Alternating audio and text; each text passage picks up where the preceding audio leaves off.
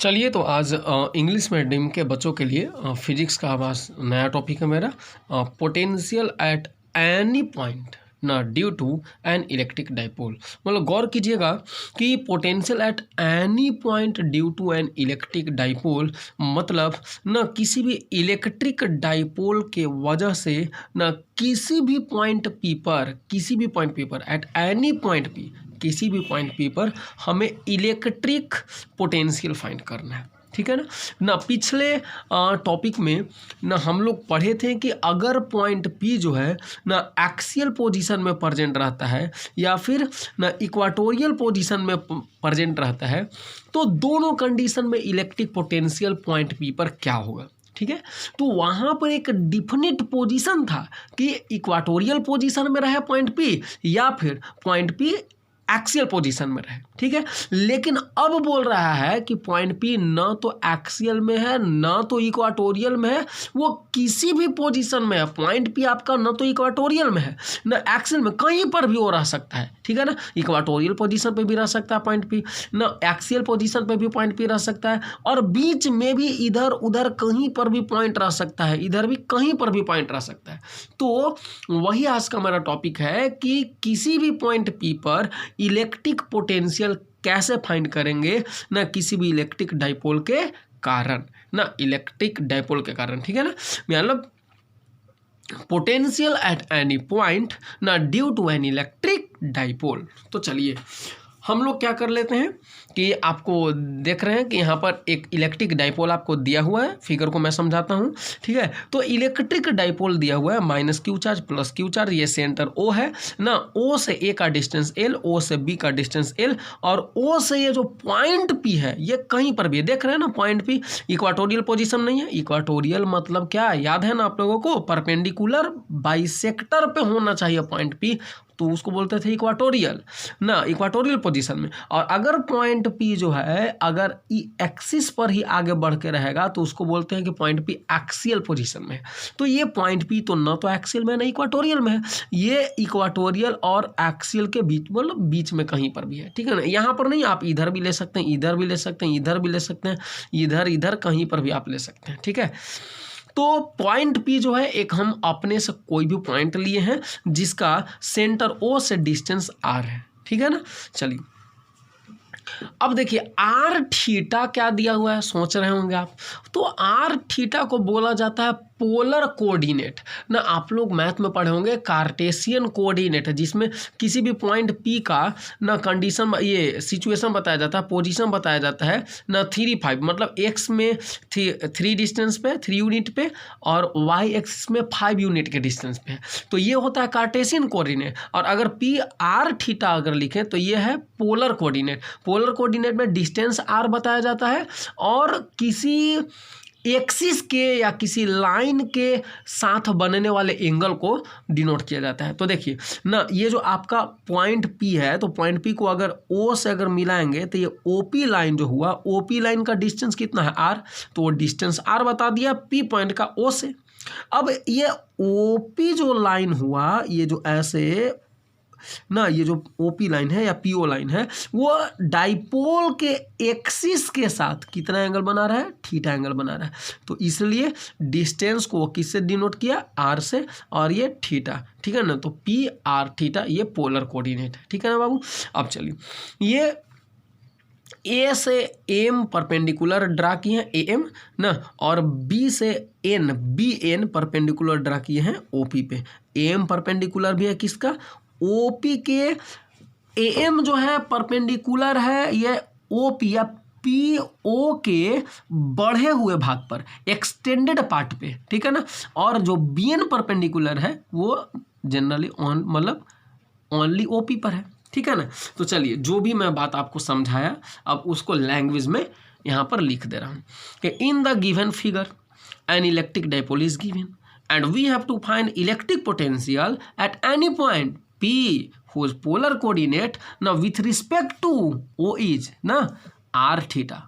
ठीक है, that is OP मतलब OP is R ना, and angle POB is theta, angle POB is theta. ठीक है। अब चलिए नाउ यहाँ पर एक बात याद रखिएगा, जब हम लोग ये लिखा हुआ है कि विथ रिस्पेक्ट टू ना whose polar coordinate with respect to O is R theta, तो विथ रिस्पेक्ट टू मतलब ओ के ही ना रिस्पेक्ट में हम लोग मेजर करेंगे, है ना। जैसे ओ के रिस्पेक्ट में ओ से पी का डिस्टेंस आर है और एक्सिस ए बी और ओ पी के बीच में बनने वाला एंगल तो वो भी ओ पर ही ना बन रहा है, तो इसीलिए लिखा गया विथ रिस्पेक्ट टू ओ।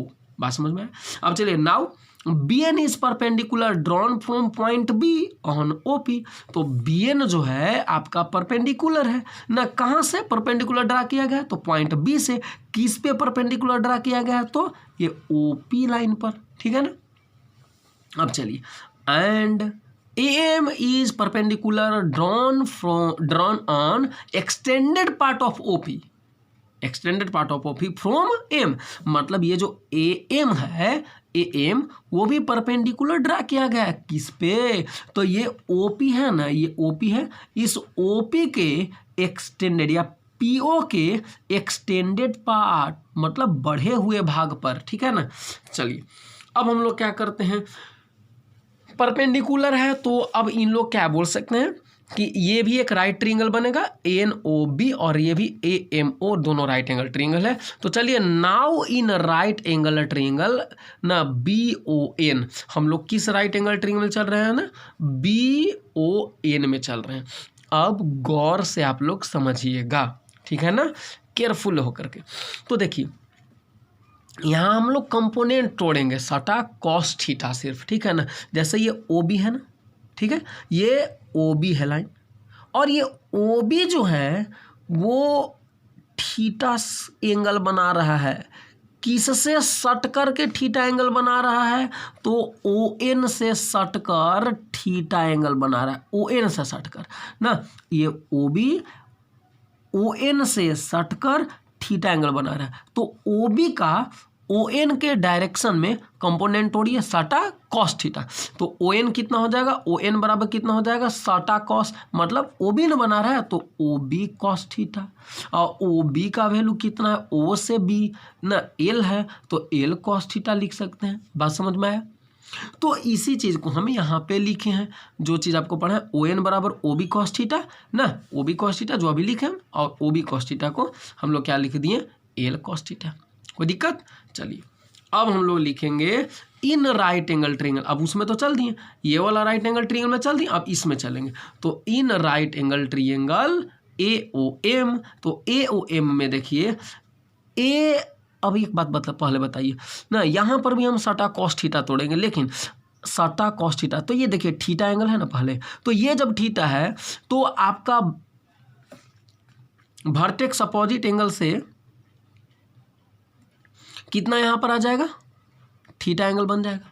तो अब यहाँ ओ ए जो है ओ ए थीटा के साथ सट करके मतलब थीटा एंगल बना रहा है ओ एम से सट कर, ठीक है ना ओ ए जो है ओ एम से सट कर थीटा एंगल बना रहा है, तो सटा कॉस मतलब ओ ए का ओ एम के डायरेक्शन में अगर कंपोनेंट तोड़ेंगे तो ओ एम बराबर हो जाएगा ना क्या सटा कॉस थीटा, मतलब ओ ए कॉस थीटा, और ओ ए का वैल्यू कितना है एल, ओ ए का वैल्यू एल है, एल कॉस थीटा, तो ओ एम का भी वैल्यू मेरा कितना आ गया एल कॉस थीटा, है ना। देखिए ओ एम बराबर ओ ए कॉस थीटा, जैसा कि बताएं ओ एम बराबर ओ ए कॉस थीटा, और ओ ए का वैल्यू रख दिए एल कॉस थीटा, नहीं ठीक है। तो चलिए इस तरह से हमको पता चल गया क्या ओ एन का वैल्यू भी और ओ एम का वैल्यू भी पता चल गया। अब देखिए एक बात जो बहुत ही इम्पोर्टेंट है वो हम बताने वाले हैं ना, गौर कीजिएगा। हमारा एक कहना है आपसे कि क्या आप ओ पी और बी पी को बराबर मान सकते हैं? बोलिएगा सर ऐसा तो कहीं दिया हुआ है नहीं, लगभग बराबर मानने की बात कर रहे हैं, अप्रोक्सीमेटली इक्वल सपोज करने की बात कर रहे हैं। क्या अप्रोक्सीमेटली इक्वल होगा ओ पी और बी पी? तो ऐसे तो हम लोग अप्रोक्सीमेटली ऐसे लग तो मतलब फिगर से तो लग रहा है, लेकिन हम कैसे जानेंगे, क्यों मान लेंगे? क्यों मान लेंगे कि ये अप्रोक्सीमेटली इक्वल है? तो आइए इसके लिए हम एक बात बता रहे हैं। जैसे देखिए यहाँ पर गौर कीजिएगा, चूंकि इलेक्ट्रिक डाइपोल जो होता है ये माइनस क्यू चार्ज है ना, और ये प्लस क्यू चार्ज होता है, ठीक है, minus Q charge plus Q charge. अब इसके ये सेंटर है और ये क्या होता है, बहुत छोटा डिस्टेंस होता है। और अगर पॉइंट पी मान लिया जाए, अगर पॉइंट पी जो है ना इस जगह पे, तो ओ पी ए हो जाएगा। और इससे हम लोग क्या बी से इसको मिला दिए हैं, ठीक है ना, बी से इसको मिलाए हैं, तो ये तो देखिए ये वाला डिस्टेंस बहुत छोटा है और ये बहुत छोटा डिस्टेंस है, तो ओपी और पीबी जो होगा ना वो बराबर, लगभग बराबर होगा, अप्रोक्सीमेटली इक्वल होगा ना। ये बहुत छोटा है, तो अगर ये बहुत बड़ा हो जाए तो फिर आप नहीं मान सकते हैं कि ये मतलब लगभग बराबर होगा। क्यों? क्योंकि देखिए इलेक्ट्रिक डाइपोल का डिफिनेशन ही होता है कि दोनों चार्ज होते हैं एक दूसरे से बहुत स्मॉल डिस्टेंस पर रखे होते हैं, बहुत ज़्यादा स्मॉल डिस्टेंस पे। तो अगर उतना, अब मान लिया जाए देखिए इतना छोटा डिस्टेंस है, माइनस क्यू चार्ज यहाँ पे, प्लस क्यू चार्ज यहाँ पे, और इन लोग का ये इलेक्ट्रिक डाइपोल हो गया और ये इसका सेंटर हो गया, ठीक है। और इस सेंटर से क्या है, ये पॉइंट पी जो है ना इस जगह पे, तो इस सेंटर से अगर हम पी पॉइंट को मिलाएं और इसको फिर ऐसे मिलाइए तो क्या हो जाए, इतना डिस्टेंस के लिए आप क्या इसको और इसको अलग अलग मानिएगा, अप्रोक्सीमेटली इक्वल तो मान ही सकते हैं, है ना। क्यों? क्योंकि ये जो डिस्टेंस है जिसको हम लोग एल मानते हैं, ये भी डिस्टेंस एल है, तो ये बहुत छोटा डिस्टेंस होता है किसके कंपेयर में, तो ये ओ से पी के कंपेयर में या पी से बी के कंपेयर में। बात समझ रहे हैं ना। तो इसलिए हम लोग वैसा सपोज कर सकते हैं। तो चलिए हम लोग अप्रोक्स में मान सकते हैं कि ओ पी जो होगा ना पी बी के बराबर होगा। तो एक बात और, अभी ओ पी जो है किसके बराबर है, पी बी के बराबर है, अप्रोक्सीमेटली बराबर है, ठीक है ना, अप्रोक्सीमेटली इक्वल है। बात समझ रहे हैं। तो अब देखिए, अब मैं कहने जा रहा हूं कि हम ओपी और पीबी जब अप्रोक्सीमेटली इक्वल है तो क्या ना पीबी को पीएन के बराबर हम लोग बोल सकते हैं। गौर कीजिएगा, अभी हम बोले कि ओपी जो है पीबी के बराबर है, ठीक है, ओपी या पीओ जो है पीबी के बराबर, तो क्या पीबी को पीएन कह सकते हैं। बोलिएगा कि सर आप मजाक कर रहे हैं। नहीं, ये सर आप बोल रहे हैं कि पीओ जो है पीबी के बराबर है और अभी तुरंत बोल रहे हैं कि सर पीबी जो होगा पीएन के बराबर होगा, तो सर इतना आप कम क्यों कर दे रहे हैं, है ना। तो देखिए आप यही ना सोच रहे होंगे कि सर पीओ और पीबी वो तो हम लोग सर समझ गए कि एग्जैक्टली इक्वल नहीं होगा, लेकिन अप्रोक्सीमेटली इक्वल है सर, लगभग बराबर है। लेकिन अब सर आप बोल रहे हैं कि पीएन जो होगा वो भी पीबी के बराबर होगा, ये कैसे? आप इतना सर माइनस कर भी दे रहे हैं, बोल रहे हैं इक्वल होगा। तो यहाँ बात ये है कि देखिए ओ एन, आप पहले ऐसा समझिए, पीबी हम किसके बराबर बोल रहे थे, ओपी के बराबर, और ओपी को हम लिख दे रहे हैं। अच्छा ओपी को देखिए, ओपी को आप क्या लिख सकते हैं, ओपी, ओ से पी, तो ओ से पी को आप लिख सकते हैं ना ओ एन और plus N P, O N plus N P लिख सकते हैं। तो O N plus N P यानी पी एन। तो अब देखिए ओ एन क्या है आपका, ओ एन डिस्टेंस कितना माने हैं, O N distance L cos theta.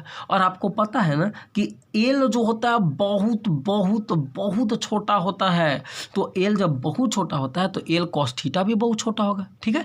तो ओ एन के जगह, यानी जब आप बोल सकते हैं कि एल छोटा है, बहुत छोटा है, तो एल कॉस थीटा भी बहुत छोटा होगा, और जब एल कॉस थीटा बहुत छोटा है मतलब ओ एन बहुत छोटा है। तो जब ओ एन अगर बहुत छोटा है तो एन पी में अगर ओ एन जोड़िए या मत जोड़िए क्या फर्क पड़ने वाला है, वो तो बहुत छोटा है ना। तो हम सिर्फ O N plus N P को सिर्फ एन पी लिखनी, क्यों? क्योंकि ये तो बहुत छोटा था, फर्क तो पड़ेगा नहीं, लगभग बराबर मान सकते हैं। तो इसी तरह से हम पी बी को बोल रहे थे कि ये जो आपका बी से पी है या पी से जो बी है वो पी एन के बराबर होगा, है ना, पी से बी पी एन के बराबर हो जाएगा, ठीक है ना, या एन पी के बराबर होगा। बात समझ रहे हैं ना। तो चलिए ये क्लियर हो गया। उसी तरह से आप यहां पर अब समझिएगा, उसी तरह से अब हम ए से पी जो है ए पी को OP के बराबर मान सकते हैं, जैसा कि इसको माने थे OP इक्वल है ना OP लगभग बराबर है PB के। ठीक है, लगभग बराबर, वजह भी बताए ही थे, क्योंकि इन लोग जो होता है बहुत छोटा दूरी पर होता है, तो इसलिए OP PB बराबर हो जाए। तो अगर उसी कंडीशन से हम लें कि अगर A से P की दूरी जो होगा AP लगभग बराबर हो जाएगा OP के, हो जाएगा ना, AP लगभग बराबर OP के हो जाए। तो आप देखिए जब AP OP के लगभग बराबर होगा तो हम AP को क्या लिख सकते हैं, AP को बराबर लिख दें OP के। ठीक है ना।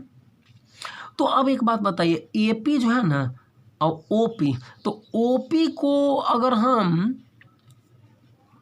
OP प्लस OM लिख दें, नहीं समझ रहे हैं ना, छोड़िए हटाइए, ये मैं बता रहा हूँ। आप AP को OP के तो बराबर है, ये तो आप बोल रहे हैं यहाँ पर अभी समझा कि AP जिस तरह से OP ना BP के बराबर होगा, उसी तरह से AP भी मेरा OP के बराबर होगा, लगभग बराबर होगा, हम मानते हैं, मान लेते हैं ना कि लगभग बराबर होगा। अब चलिए, अब क्या हम AP को MP के बराबर बोल सकते हैं, AP को MP के बराबर? फिर बोलिएगा कि सर फिर आप वही काम कर रहे हैं कि AP को सर MP के बराबर क्यों आप बोल रहे हैं मानने के लिए। तो देखिए, जब AP मेरा OP के बराबर है, AP OP के बराबर है, तो अगर OP में चूंकि OM को हम जोड़ देंगे तो क्या फर्क पड़ेगा। आप OM का वैल्यू निकाले हैं ना, OM क्या है, L cos थीटा, और वही बात कि L बहुत छोटा होता है तो L cos थीटा भी बहुत छोटा होता है, और L cos थीटा अगर बहुत जब छोटा होगा यानी OM बहुत छोटा है, और जब OM बहुत छोटा है तो अगर हम ना OP में, जैसे OP है ना, OP है ना, तो उसमें अगर हम OM अगर बढ़ा भी दें तो क्या फर्क पड़ने वाला है ना। तो इसीलिए जब फर्क पड़ेगा नहीं तो OP में हम OM जोड़ दिए, तो AP को PM के बराबर बोल सकते हैं। क्यों, क्योंकि जैसे AP जो है PO के बराबर है, AP PO के बराबर है, लेकिन अगर उसमें थोड़ा सा हल्का सा जोड़ भी दें तो भी वो लगभग बराबर ही रहेगा OP के, तो इसलिए AP को MP के बराबर मान सकते हैं। ठीक है ना, यही आपको मेन समझना, इस थ्योरी का सबसे भयानक पॉइंट यही था, और अब बिल्कुल आसान हो चुका है आपका। तो अब देखिए, अब जो मैं समझाया आपको उसको लैंग्वेज में लिख दे रहा हूँ कि now since L is very small distance ना, so L cos theta will be also very small।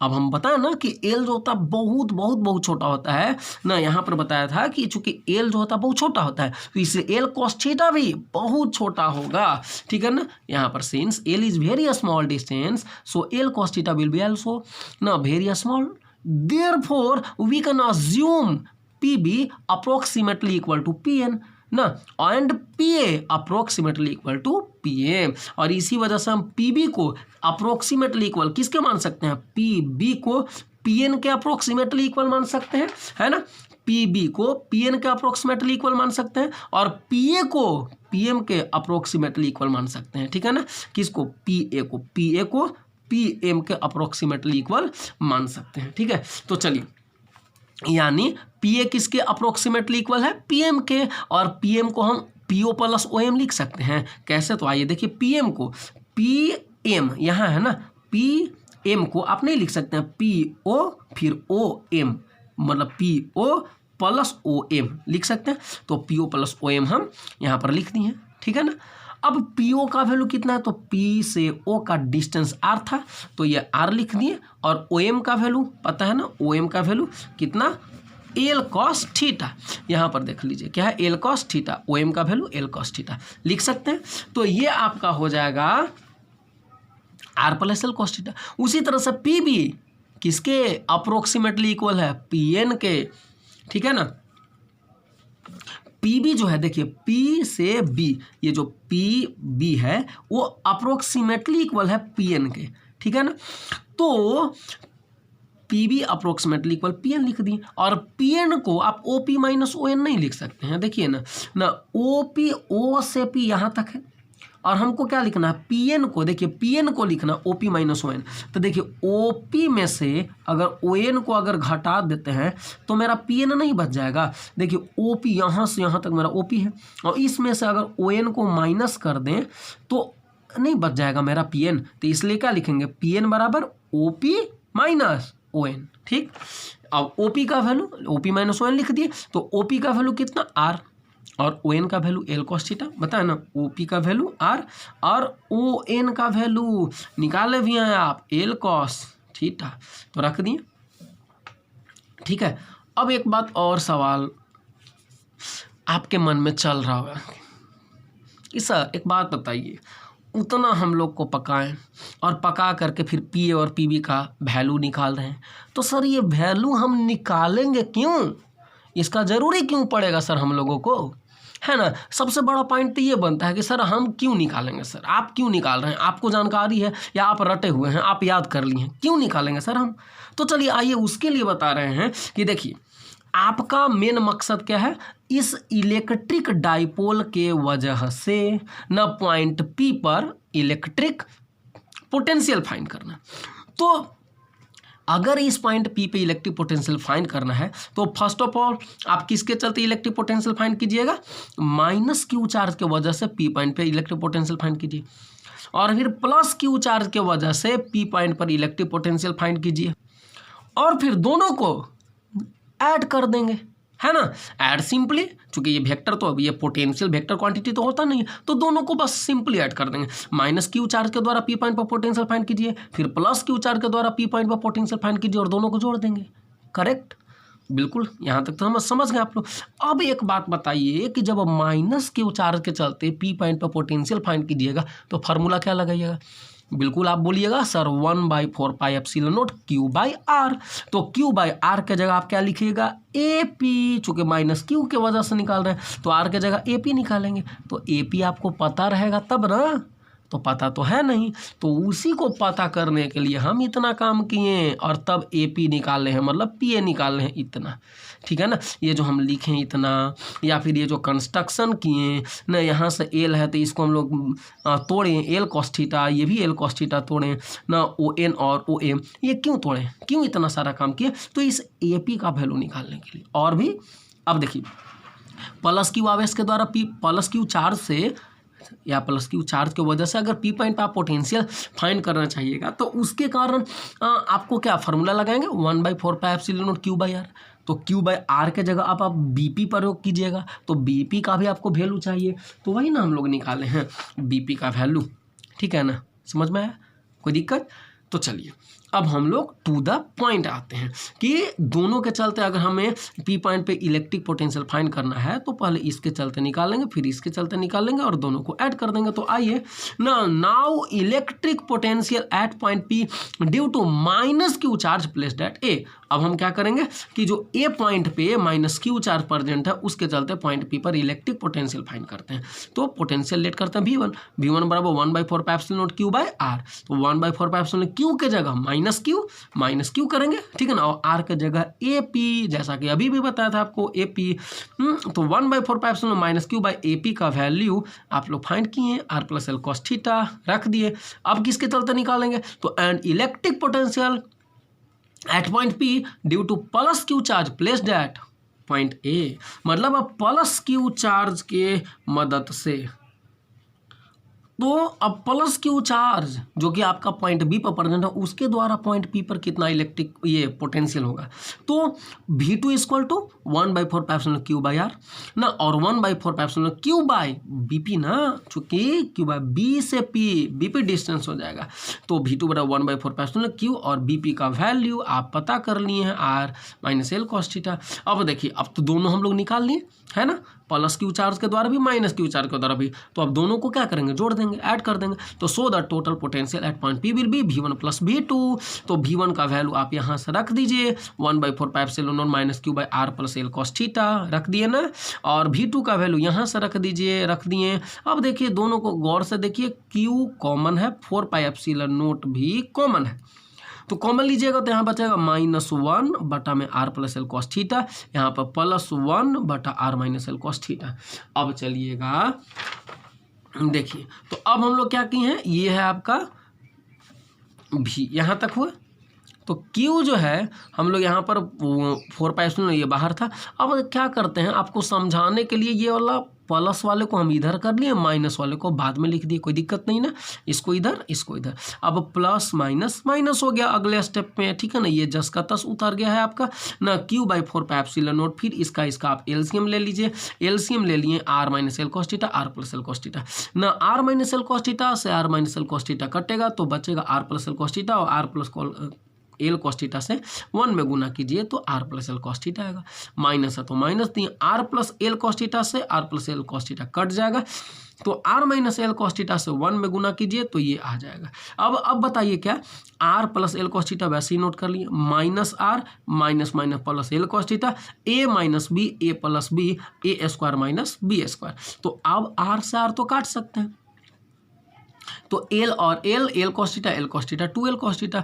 अब R square minus L square cos square theta हो गया। तो अब एक बात बताइए, हम आप लोगों को क्या पढ़ाएं, एल बहुत छोटा होता है, L is very very small as compare to R. L का वैल्यू बहुत छोटा होता है, तो एल स्क्वायर भी छोटा होगा, नहीं एल छोटा है तो एल कॉस थीटा भी छोटा होगा, ठीक है। और जब इसका हम लोग स्क्वायर कर दें तो L square cos square theta भी छोटा होगा, किसके कंपेयर में, आर स्क्वायर के कंपेयर में। तो वही बात लिखे हैं कि since L square cos square theta is negligible as compare to R square. So अब जब ये नेग्लेजिबल है मतलब बहुत छोटा है, तो बहुत छोटा है तो इसको 0 मान लीजिए अप्रोक्स, और जब 0 मान लिए तो आर स्क्वायर में से 0 स्क्वायर घटाइए तो आर स्क्वायर ही बचेगा, है ना। तो इसको क्या लिख दिए, आर स्क्वायर। देखिए 1, इसको हम क्या कर रहे हैं, इसमें से इसको घटा के आर स्क्वायर लिख दिए अगले स्टेप में, ठीक है ना। चलिए अब एक बात सोचिए कि ये क्यू, ये 1/4 पाई एप्सिलॉन नॉट लिखे, और ये जो यहाँ क्यू था वो क्यू को हम 12 के साथ गुना कर दिए, ठीक है ना। क्यू इसके साथ चलेगा, क्यू गुना 12 कॉस थीटा वैसे ही है। अब ऐसा क्यों कर रहे हैं हम, क्योंकि हम जानते हैं कि क्यू गुना 12 का फॉर्मूला पी होता है, इलेक्ट्रिक डाइपोल मूवमेंट पढ़ा है ना। तो वैसा करने के लिए हम जान रहे हैं ना कि क्यू गुना 12 की जगह पी लिख देंगे, तो इसलिए हम यहाँ पर क्यू को 12 के साथ कर लिए, 1/4 पाई एप्सिलॉन ऐसे ही छोड़ दिए। तो अब बताइए क्यू गुना 12 पी हो गया, और पी में अगर कॉस थीटा से गुना करेंगे तो पी कॉस थीटा हो जाएगा भाई आर स्क्वायर। तो यही आपका क्या हो गया, electric potential at any point ना due to an electric dipole. अब चलिए अब एक बात बताइए, अब यहाँ पर कुछ स्पेशल नोट्स मैं बताने जा रहा हूँ, है ना। 3 नोट्स है, 3 नोट आपको बताएंगे, और तीनों नोट बहुत अच्छा है, तो आप लोग सोचिएगा। अच्छा एक पहला बात बताइए कि ये जो हम लोग इलेक्ट्रिक पोटेंशियल अभी फाइंड करने के लिए पढ़ें वो कहाँ पे, किसी भी पॉइंट पे। तो ये जो फार्मूला आया मेरा इलेक्ट्रिक पोटेंशियल फाइंड करने का, वो तो किसी भी पॉइंट पे फाइंड करने का फार्मूला है ना। किसी भी पॉइंट पर अगर इलेक्ट्रिक पोटेंशियल फाइंड करना चाहते हैं तो हम इस फार्मूला का प्रयोग करेंगे। क्यों, क्योंकि यहाँ खुद देखिए साफ लिखा हुआ है टॉपिक आना, potential at any point due to an electric dipole. तो इलेक्ट्रिक डाइपोल की वजह से किसी भी पॉइंट पर अगर हमको फाइंड करना है इलेक्ट्रिक पोटेंशियल, तो हम इस फार्मूला का यूज कर सकते हैं। तब फिर आप सोचिएगा कि सर हम लोग पढ़े थे कि एक्सियल पोजीशन में भी इलेक्ट्रिक पोटेंशियल का कुछ वैल्यू होता है सर, फिर इक्वाटोरियल पोजीशन में इलेक्ट्रिक पोटेंशियल का वैल्यू होता है। तो सर क्या एक्सियल वाला जो वैल्यू आया था और जो इक्वाटोरियल पोजीशन में जो पोटेंशियल का वैल्यू आया था, क्या उसको भी सर इस फार्मूला से हम लोग ऑब्टेन कर सकते हैं? तो बिल्कुल ऑब्टेन होना चाहिए। आप कह सकते हैं कि सर होना तो चाहिए, क्योंकि आप बोल रहे हैं कि ये किसी भी पॉइंट पर पोटेंशियल फाइंड करने का फॉर्मूला है, at any point potential at any point due to any electric dipole. तो बिल्कुल आप सही सोच रहे हैं और आप ऐसा कर सकते हैं। तो आइए उसी को मैं बता रहा हूं कि if the point P is on the axis of dipole, अगर पॉइंट पी डाइपोल के एक्सिस पे रहे, एक्सिस पे रहे मतलब कि पॉइंट पी कहाँ पे हो जाएगा, पॉइंट पी कहाँ पे हो जाएगा, एक्सिस पे रहेगा, मतलब एक्सियल पोजीशन में हो जाएगा पॉइंट पी। ठीक है, तो जब पॉइंट पी मेरा एक्सियल पोजीशन में हो जाएगा तो याद रखिएगा ये जो आपका देखिए पॉइंट पी यहाँ पे है, तब ना आपका ये बनने वाला एंगल जो है थीटा है। ठीक है, अब पॉइंट पी देखिए, ऐसे में पेन को देखिएगा गौर से, पॉइंट पी अभी यहाँ पे है, तो यहाँ पे जो एंगल बन रहा था वो कितना एंगल बन रहा है, ये वाला एंगल देखिए थीटा एंगल। अब इसी पॉइंट पी ये कहाँ पे आ जा रहा है, एक्सियल पोजीशन में आ रहा है। तो ये वाले को आप घुमाइए, ऐसे रोटेट कीजिए, रोटेट कीजिए, रोटेट कीजिए, ऐसे घूमते घूमते आगे कहाँ पे पी पॉइंट पास आ गया है ना, ये पी पॉइंट। तो अब जब पी पॉइंट ऐसे था तो एंगल थीटा बन रहा था। अब यही रोटेट हो करके ऐसे ऐसे ऐसे ऐसे यहाँ पे आ गया। तो जब रोटेट होके आ गया तो अब बताइए एंगल कितना हो जाएगा 0 डिग्री। तो थीटा जो है एक्सियल पोजीशन में कितना हो जाएगा, थीटा का वैल्यू 0 डिग्री। तो इसीलिए हम लिखे हैं if the point P is on the axis of dipole, अगर पॉइंट पी जो है ना डाइपोल के एक्सिस पे रहेगा तो उस कंडीशन में थीटा का वैल्यू कितना हो जाएगा 0 हो जाएगा। तो अब जब 0 हो जाएगा तब इस फार्मूला से हम लोग देखते हैं निकाल करके पोटेंशियल का वैल्यू। तो so the potential at that point will be v equal to 1/4πε0 p cos theta by R square. तो p cos थीटा के जगह 0 डिग्री रखेंगे। cos 0 डिग्री का वैल्यू देखिए 1/4πε0 ऐसा ही p है तो p रख दिए, cos 0 डिग्री का वैल्यू 1/r स्क्वायर। तो 1/4πε0 p बाई आर स्क्वायर। अब आप लोग खुद से बोलिए 1/4πε0 p बाई आर स्क्वायर आ गया ना। तो अब आप लोग खुद से बोलिए कि एक्सियल पोजीशन में इलेक्ट्रिक पोटेंशियल का फॉर्मूला यही होता था ना, याद कीजिए, करेक्ट। तो आप ये जान गए, ये आप लोगों को विश्वास हो गया कि हाँ इस फार्मूला से हम एक्सियल वाला फार्मूला भी ओबटेन कर लिए। बस थीटा के जगह हमको 0 डिग्री रखना है, क्यों, क्योंकि एक्सियल पोजीशन में है ना पॉइंट पी। अब हमको देखना है कि इक्वाटोरियल पोजीशन में क्या होता है, ठीक है। तो चलिए इक्वाटोरियल में भी देख लेते हैं। तो ये वाला बात मैं लिख दिया हूँ कि ये जो आया ये वाला क्या है, it is the electric potential eight axial position. ये एक्सियल पोजीशन में इलेक्ट्रिक डाइपोल के वजह से पोटेंशियल हुआ। अब हमको इक्वाटोरियल देखना है। तो if the point P is on the equatorial position of N electric dipole ना, देन थीटा इक्वल टू कितना 90 डिग्री। अगर देखिए अगर यही जो पॉइंट है आपका, ये जो पॉइंट है, ये पॉइंट पी कहाँ आ जाए, इक्वाटोरियल पोजीशन पे आ जाता है। इक्वाटोरियल मतलब क्या हो जाएगा, सामने ना हो जाएगा। इक्वाटोरियल मतलब माइनस क्यू चार्ज है, प्लस क्यू चार्ज है, और ये सेंटर है, और पॉइंट पी कहाँ पे आ जाएगा, इक्वाटोरियल पे। तो इक्वाटोरियल पे आ जाएगा तो थीटा आपका पूरे 90 डिग्री ना हो जाएगा, है थीटा का वैल्यू 90 डिग्री होगा। तो थीटा के जगह हम लोग अब 90 डिग्री रखेंगे तो इक्वाटोरियल पोजीशन मिलेगा, theta equal to 90 degree. So potential in equatorial position will be 1/4πε0 p cos theta by R square. Cos के जगह 90 डिग्री रख दिए थीटा की जगह, कॉस 90 डिग्री का वैल्यू 0 और 0 गुना सब 0 हो जाएगा। तो पोटेंशियल 0। अब तो याद कर लीजिए, आप लोग पीछे पढ़ा दिए हैं कि इक्वाटोरियल पोजीशन में इलेक्ट्रिक डाइपोल की वजह से पोटेंशियल का वैल्यू 0 ही होता था ना, ठीक है ना। तो 0 हम लोग कैसे निकालें, कौन सा फार्मूला का यूज़ करके, तो ये एट एनी पॉइंट वाला फार्मूला का यूज करके निकालें। तो इस फार्मूला का यूज़ करके हम लोग दोनों निकाल रहे हैं, एक्सियल वाला भी और इक्वाटोरियल वाला भी निकाल लिए, कन्फर्म हो गया ना। तो चलिए अब देखिए, तो थर्ड नंबर अब हम लोग नोट पढ़ रहे हैं कि अच्छा एक बात बताइए, आप लोग को पढ़ा है ना कि अगर सिंगल चार्ज है तो सिंगल चार्ज के वजह से किसी भी पॉइंट पी पर अगर पोटेंशियल का वैल्यू निकालिएगा तो उसको क्या बोलते हैं, v बराबर 1/4πε0 q by R. Single charge के वजह से, सिंगल चार्ज चाहे प्लस चार्ज हो या फिर वो माइनस चार्ज हो, तो अगर प्लस या माइनस अगर एक ही साथ रहता है माइनस प्लस तो उसको डाइपोल बोलते हैं। और अगर सिर्फ प्लस रहे या सिर्फ माइनस रहे एक जगह पे तो उसको मोनोपोल बोलेंगे। क्या बोलेंगे, मोनोपोल बोलेंगे। तो सिंगल पोल भी बोल सकते हैं या इसको हम लोग मोनोपोल भी बोल सकते हैं। तो ड्यू टू सिंगल पोल या ड्यू टू मोनोपोल, ठीक है ना, पोटेंशियल कितना हुआ इतना। और ड्यू टू डाइपोल, तो डाइपोल के वजह से अभी पोटेंशियल कितना फाइंड किए ना, 1/4πε0 p by R square. Axial position में फाइंड किए ना हम लोग, इक्वाटोरियल की बात नहीं कर रहे हैं, इक्वाटोरियल में तो 0 हो जाता है, ठीक है ना। तो एक्सियल में इतना होता है। तो एक अब गौर करने वाली बात है कि ना मोनोपोल के वजह से या फिर सिंगल पोल के वजह से या सिंगल चार्ज के वजह से इलेक्ट्रिक पोटेंशियल जो होता है किसके इनवर्सली प्रोपोर्शनल है, तो सिर्फ आर के सर। और इलेक्ट्रिक डाइपोल के वजह से जो पोटेंशियल है भी वो किसके इनवर्सली प्रोपोर्शनल है, तो आर स्क्वायर के सर। तो फर्क पता चला क्या है कि अगर सिंगल चार्ज के वजह से पोटेंशियल प्रोड्यूस होता है तो वो आर के इनवर्सली प्रोपोर्शनल, होगा। और डाइपोल के वजह से एक्सियल पोजीशन में जो पोटेंशियल प्रोड्यूस हुआ या होता है वो जो होता है आर स्क्वायर के इन्वर्सली प्रोपोर्शनल होता है। तो ये ऑब्जेक्टिव में आपको काम करेगा। तो वही चीज़ यहाँ पर लैंग्वेज में लिखा हुआ है कि ड्यू टू सिंगल पोल या monopole that is single charge electric potential भी inversely proportional to R and due to an electric dipole भी is inversely proportional to R square. ठीक है, डेट सोल्व ना। तो मिलते हैं अगले वीडियो में। आप लोग अच्छे से वीडियो को रोक रोक करके नोट्स बनाते जाइए और अच्छे से खूब मन लगा करके पढ़ते जाइए। ठीक है, तब तक के लिए धन्यवाद आप लोग।